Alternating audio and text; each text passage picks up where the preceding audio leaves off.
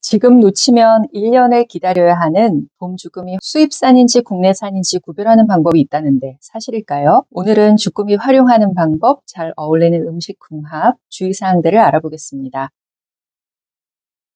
낙지와 비슷하게 생겼지만 낙지에 비해 3분의 1 정도 크기이고 3월에서 5월까지가 딱 제철인 주꾸미를 최고로 쳐줍니다. 그래서 생긴 말이 봄 주꾸미, 가을 낙지입니다. 주꾸미는 타우린과 아미노산이 많아서 자양 강장을 올리는 보양식품입니다. 먹물 속에 많은 타우린은 간장의 해독 기능을 높여주고 또 항암 작용을 하기 때문에 허약한 체질의 보약이 될 수 있습니다. 그 외에도 저지방, 고단백으로 다이어트에도 좋고 풍부한 철분으로 빈혈 예방과 치료에도 효과적이죠. 더 구체적인 내용은 지난 영상 통해서 확인해 보실 수 있습니다. 봄 주꾸미, 가을 낙지, 왜 그럴까요? 사실 영양적인 측면에서는 봄이나 가을이 큰 차이가 없습니다. 둘 다 1년생이고 봄에 산란하기 때문에 오히려 가을에 제일 탱탱하고 쫄깃한 맛을 느낄 수 있죠. 그런데도 주꾸미의 제철을 봄으로 꼽는 이유는 알 때문입니다. 주꾸미 알은 고소하고 감칠맛이 있기도 하지만 지질이나 글리코겐 같은 영양 성분도 풍부합니다. 물론 낙지도 봄에 산란을 하지만 주꾸미만큼 개체수가 많지 않다 보니까 산란 시기에 알까지 먹는 일이 흔치는 않은데 주꾸미는 알까지 먹는다는 게 당연시돼서 봄 주꾸미가 더욱 유명해진 겁니다. 이렇게 알이 꽉 찬 주꾸미가 별미로 유명해지다 보니 주꾸미 금어기가 생겼습니다. 어족 자원 보호를 위해서 5월 중순에서 8월 말까지가 금어기인데요. 기사를 보시면 어느 정도인지 아실 겁니다. 최근 5년간 주꾸미 어획량이 반토막, 도시어부 같은 프로가 유명하던데 취미로 낚시하는 분들이 잡는 어린 주꾸미들의 양이 상당하다고 합니다. 맛있는 주꾸미를 계속 즐기고 싶다면 테니스공보다 가벼운 주꾸미는 바다로 돌려보내도록 낚시인의 협조가 필요하다는 수가원 관계자의 이야기입니다. 다시 하던 얘기로 돌아와서 주꾸미 금어기 기간 동안 시중에 유통되는 주꾸미는 냉동이거나 해동 주꾸미 혹은 수입산이라는 거죠. 그런데 이 기간 금어기는 다른 이유에서도 필요합니다. 바닷물 온도가 20도 이상 올라가면 비브리오 폐혈증이 생길 수 있기 때문입니다. 날이 더워지면 주꾸미는 반드시 끓여서 먹어야 합니다. 물론 지금은 갓 잡은 신선한 주꾸미를 여러 방법으로 맛있게 드실 수 있는 좋은 시기입니다. 주꾸미 철이 되면 미식가들은 봄에 밥알 한 숟갈 먹어줘야 하는데 하는 말을